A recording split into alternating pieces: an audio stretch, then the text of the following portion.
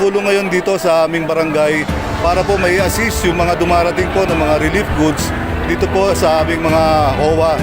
In fact, lahat po ng mga HOA president po nagkikipag-coordinate po sa akin para po sa distribution ng mga relief goods na NGO TV Network.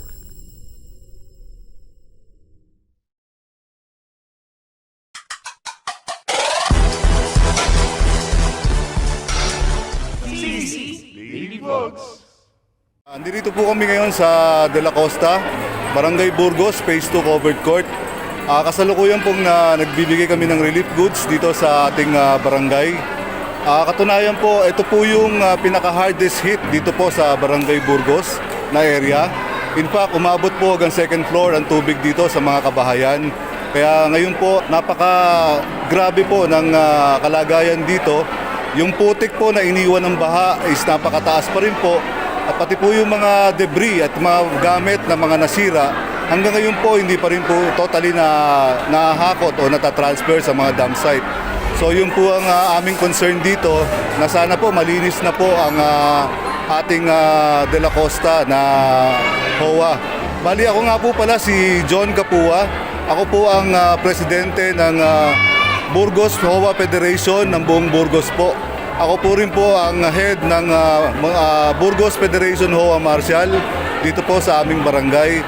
So meron po akong total of 300 HOA Martials po dito sa Barangay Burgos. Kami po yung nagtutulong-tulong ngayon dito sa aming barangay para po may assist yung mga dumarating po ng mga relief goods dito po sa aming mga HOA. In fact, lahat po ng mga HOA president po nagkikipag-coordinate po sa akin para po sa distribution ng mga relief goods na dumarating na katulad nito ng mga sponsor po galing sa iba't ibang mga grupo at iba't ibang mga area.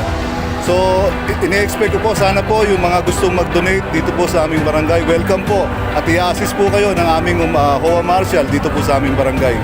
Maraming salamat po at babangon po ang Montalban. Lahat po kami magtutulong-tulong at kasama po namin ang Maagap Kabalikat Eagles Club na kami rin po ang naging pinaka-coordinator dito sa relief operation na to. Mabuhay po ang Agila, mabuhay po ang Montalban. With me, where eagles fly, for